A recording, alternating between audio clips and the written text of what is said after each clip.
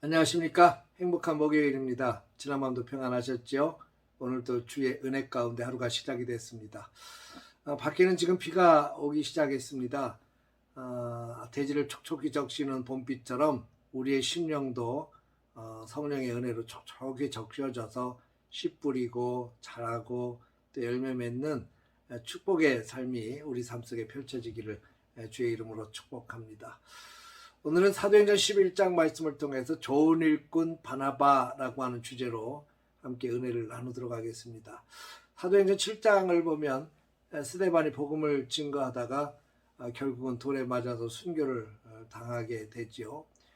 이 스데반의 순교를 시작으로 해서 예루살렘에 큰 박해가 일어났는데 이로 말미암아 그리스도인들이 전부 뿔뿔이 흩어지게 됩니다. 그중 일부는 사마리아 지역으로 넘어가서 이 사마리아의 복음을 증거하고 또 그래 사마리아를 큰 기쁨의 도시로 변화시켰죠. 그 가운데 초대교회의 7 집사 가운데 한 명이었던 빌립 집사가 그 가운데 있었습니다. 또 그중 일부가 베니게 또 구브로 안디옥까지 이렇게 멀리 도망을 가게 됩니다.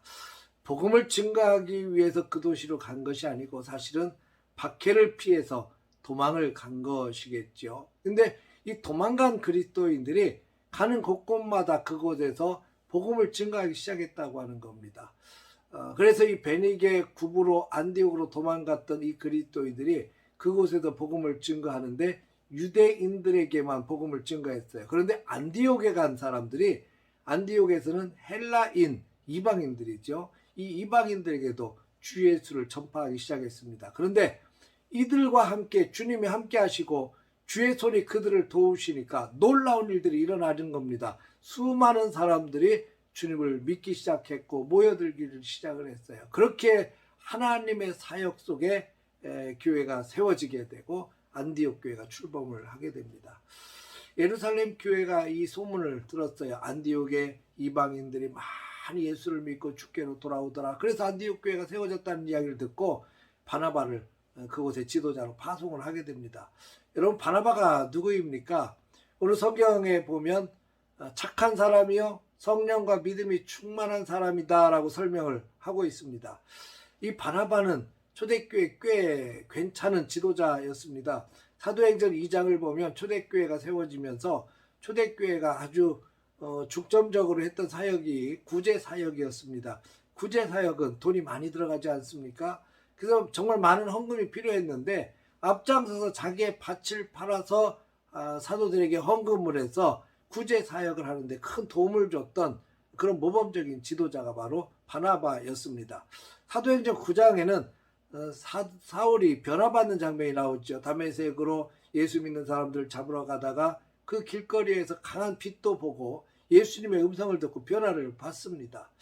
변화받은 이 사울이 이 다메섹에서 복음을 증거하기를 시작했는데 사람들이 믿어주질 않아요. 저거 꼼수가 있는 거 아니야? 저거 예수 믿는 척 하다가 예수 믿는 사람들이 발견이 되면 잡아다가 넘기려고 하는 거 아니야? 의심을 하겠대요. 더더군다나 유대인들은 또 다른 입장이었습니다.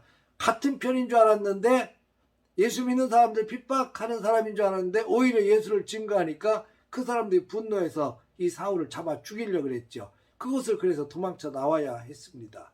그리고 나서 예루살렘으로 가요.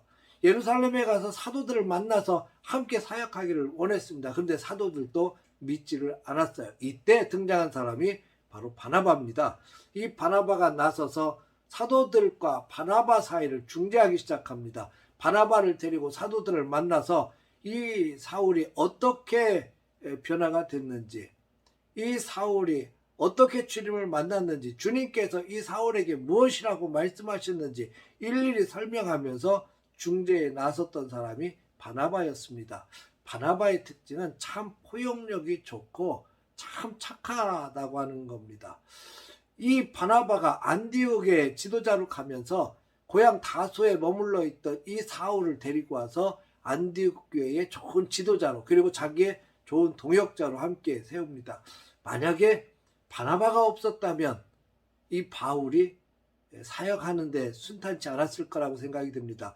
하나님께서 택한 이방인을 위하여 택한 그릇이라고 주님이 택하였으니까 어떤 방법을 통해서든지 하나님은 반드시 바울을 세우셨을 겁니다. 그런데 만약에 바나바의 도움이 없었다면 그 사역이 순탄하지는 않았다고 생각이 됩니다. 아마 사도행전은 다시 써야 됐을는지도 모르겠습니다. 후에 이 바나바의 이 착한 성품은 전도여행 때도 드러납니다. 1차 전도여행 때 사울과 이 바나바가 함께 사역을 떠났지요. 그때 데리고 갔던 사람이 바나바의 생질이었던 마가라는 사람입니다. 이 마가가 함께 사역을 진행하다가 1차 전도여행 때 아마 박해가 심해지고 고통이 따르니까 너무 힘들었던 모양이에요. 중간에 일행을 버리고 도망을 갔습니다. 사실 함께 사역하는 입장에서 중간에 도망가면 얼마나 괘씸합니까? 이 상처가 됐지요. 1차 전도여행을 마치고 2차 전도여행을 다시 계획을 하면서 바나바와 사울이 이게 서로 논쟁을 하게 됩니다. 다툼이 생겼어요. 바나바와 바울 사이에 있었던 이 마가 때문입니다. 마가를 데리고 갈 것이냐 아니면 놓고 갈 것이냐 이 문제 때문에 크게 다투게 됩니다. 바나바는 이 마가를 좀 데리고 가자. 그래도 잘 다독거려서 하나님의 좋은 일꾼으로 세워야지. 아마 이런 생각을 갖고 있었던 것 같고요. 사울의 입장은 그렇게 책임감 없고 무능하고 그렇게 도망간 마가를 어떻게 데리고 가겠느냐. 이렇게 아마 크게 다투게 되고 결국은 이 마가 문제가 바나바와 사울이 헤어지게 되는 아주 근본 요인이 됩니다.